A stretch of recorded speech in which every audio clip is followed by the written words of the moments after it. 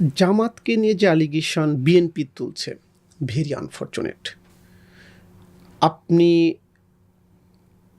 এই রেটরিক যদি সামনে নিয়ে আসেনি, তাহলে প্রথমত বিএনপিকে জাতির কাছে ক্ষমা চাইতে হবে। আপনি জামাতের সাথে দীর্ঘ ২২ বছর জোটবদ্ধ রাজনীতি করেছেন।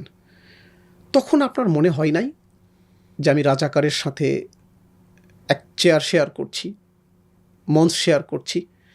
আমি তো ঢাকার রাজপথে আমি মিছিল করেছি।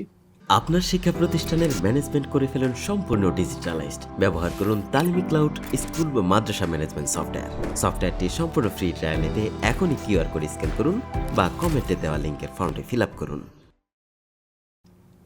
আমরা তো বিএনপির পার্টি অফিসের সামনে সমাবেশ করেছি। বেগম খালেদা জিয়া, আমাদের সর্বজন শ্রদ্ধেয় একজন ভদ্রমহিলা, বাংলাদেশের অবিসংবাদিত নেত্রী, তিনি সেই প্রোগ্রামে বক্তব্য দিয়েছেন। সেখানে আমাদের শহীদ আমিরে জামাত মতিউর রহমান নিজামী বক্তৃতা দিয়েছেন। সেখানে মকবুল সাহেব, সাবেক আমিরে জামাত মকবুল হোসেন সাহেব বক্তৃতা দিয়েছেন। সেখানে ডক্টর শফিকুর রহমান সাহেবরা বক্তৃতা দিয়েছেন। আলী হাসান মুজাহিদ সাহেবরা বক্তৃতা দিয়েছেন। আপনার কি তখন মনে হয় নাই একটা রাজাকারদের সাথে আমি মঞ্চ শেয়ার করছি? Before making allegation, before ক্লেইমিং allegation, এই সংকটগুলো বলার আগে আপনাকে বলতে হবে আপনার রাজনীতিটা ভুল ছিল। আপনি ভুল মানুষের সাথে রাজনীতি করেছেন, রাজাকারদের সাথে আপনি রাজনীতি করেছেন। আপনি এটি নিয়ে জাতির কাছে ক্ষমা চান, তারপরে আপনি এই ক্লেম করেন যে জামাতের রাজনীতিতে, জামাতের মানুষের কাছে ক্ষমা চাওয়া উচিত কিনা। এখন আমি কি আপনাকে উল্টো অভিযোগ তুলব যে রেটরিকটা, যে বয়ানটা আওয়ামী লীগ দিত? আপনি এই রাজাকারদের ন্যাশনাল ফ্ল্যাগ আপনি দিয়েছেন, তো আপনি সরি বলেছেন এটা নিয়ে। এখন হঠাৎ করে মনে হলো আপনার ৭১ সাল থেকে ২০০০ সালের রাজনীতি একটা, আর ২০২৪-এর ৫ই আগস্ট থেকে রাজনীতি, ওই রাজনীতিটা, মাঝখানের রাজনীতিটা একটা আলাদা রাজনীতি ছিল। ওই সময় জামাত পুত পবিত্র ছিল। জামাতের নেতৃবৃন্দকে ফাঁসি দেওয়া হয়েছে। আপনার দলের নেতাকে ঠিক সেই অভিযোগেই ফাঁসি দেওয়া হয়েছে না? হয়েছে তো। তাহলে আপনি সেই নেতা সম্পর্কে খারিজ করেছেন? আপনি এই গভর্নমেন্ট, বিগত ফ্যাসিস্ট গভর্নমেন্ট জামাতের শীর্ষ নেতৃবৃন্দকে হত্যা করেছে 71-এর কালিমা দিয়ে। তো আপনার দলের একজন শীর্ষ নেতাকেও তো হত্যা করেছে। আপনি তাকে খারিজ করেছেন? আপনি তাকে অন করেন কিনা অথবা খারিজ করেন কিনা এটি ক্ল্যারিফাই হওয়া উচিত। আপনার 91-এ আপনি কেন টাটকা রাজাকার, 71 থেকে 91 মাত্র 20 বছরের ব্যবধান, 20 বছরের টাটকা রাজাকারদের কেন সাপোর্ট নিয়ে আপনি গভর্নমেন্ট ফর্ম করলেন? আপনি বলতেন এই দেশদ্রোহী, এই রাজাকারদেরকে আমরা কোনোভাবেই রাজনীতিতে জায়গা দিব না, বাংলাদেশের জনগণ ভুল করে তাদেরকে 18টা আসনে জিতিয়ে দিয়েছে, বাট তাদের সমর্থন নিয়ে আমি সরকার গঠন করব না। আপনি এটি বলেন নাই। আপনার প্রয়োজন হলে আপনি জামাতকে ব্যবহার করেছেন, আর যখন মনে হচ্ছে জামাত আপনার কম্পিটিটর, তখন আপনি সেই পুরাণ গল্পটাকে আবার সামনে নিয়ে আসছেন। দেখুন, খুবই বিনয়ের সাথে বলি, আওয়ামী লীগ তো একটা অর্গানের নাম, আওয়ামী লীগ একটা পার্টির নাম। এই আওয়ামী লীগ বাংলাদেশের স্বাধীনতা যুদ্ধে নেতৃত্ব দেওয়া দল। এই বাংলাদেশের স্বাধীনতা সাথে আওয়ামী লীগের নাম জড়িত। তারা কিভাবে মুছে গেল? তাদের রাজনীতিতে লাস্ট 2.5 বছর বাংলাদেশে ন্যায় হয়েছে। তারা কিছু চরিত্রের কারণে, ফ্যাসিস্ট আচরণের কারণে, এক দেশদর্শী বক্তব্যের কারণে, একমুখী চিন্তার কারণে এবং একটা বাকশালী এককেন্দ্রিক বয়ান তৈরির মধ্য দিয়ে, আপনি যদি সেই বয়ানকেই ধারণ করেন, আমরা খুবই শক্ত করে বলবো আপনিও ফ্যাসিস্ট হয়ে গেছেন। আপনিও আওয়ামী লীগের ভাষা ব্যবহার করছেন। আপনিও আওয়ামী লীগের চেহারায় নতুন করে আবির্ভূত হয়েছেন। আওয়ামী লীগের খোলা পোশাক আপনি পরে ফেলেছেন। আপনি যদি পরেন, নো প্রবলেম, আপনি ডিফেন্ড করেন। সেদিন তো একজন ভদ্রলোক বলে ফেললো জামাতকে 71-এর দায়ে নিষিদ্ধ করা উচিত। আওয়ামী লীগ করেছে তো ভাই, করে টিকতে পারে নাই। আপনি একটু চেষ্টা করে দেখেন, চেষ্টা করে আপনি যদি সফল হন, তাহলে তো আপনি খুবই জাতিকে উদ্ধার করবেন, জাতি গভীর শ্রদ্ধার সাথে স্মরণ করবে। চেষ্টা করেন। দেখুন ভাই, আমরা তরুণ প্রজন্মের ক্ষুদ্র রাজনীতিবিদ, খুবই বিনয়ের সাথে দৃঢ়তা প্রকাশ করে বলছি, এই বিভাজনের রাজনীতি ছাড়তে হবে। এটিকে আমরা মোটেও পরোয়া করি না। শীর্ষ নেতৃবৃন্দ যে পথে জীবন দিয়েছে, আমরা তরুণরা জীবন দেব, আবার জীবন দিব।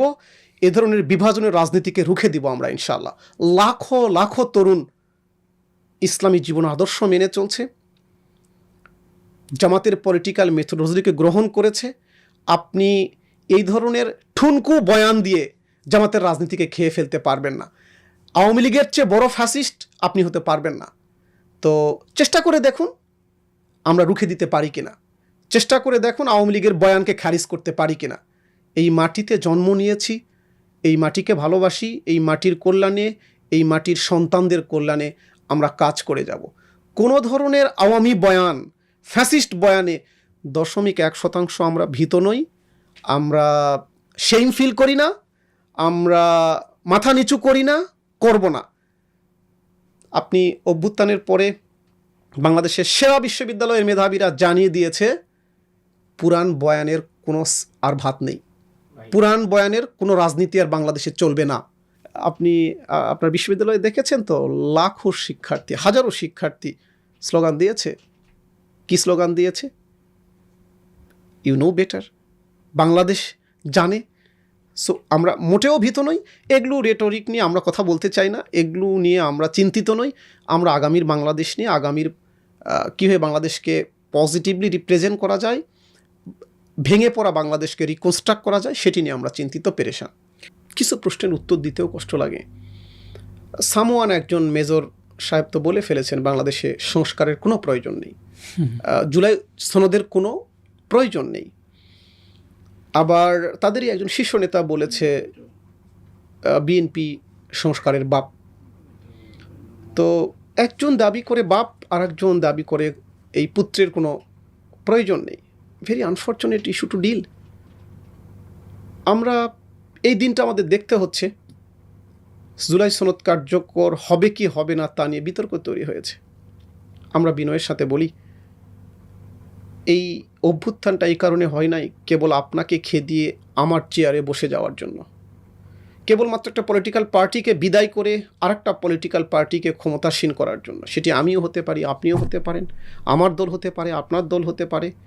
আমরা বলেছি একটা ইনস্টিটিউশনাল রিফরমেশন খুবই জরুরি।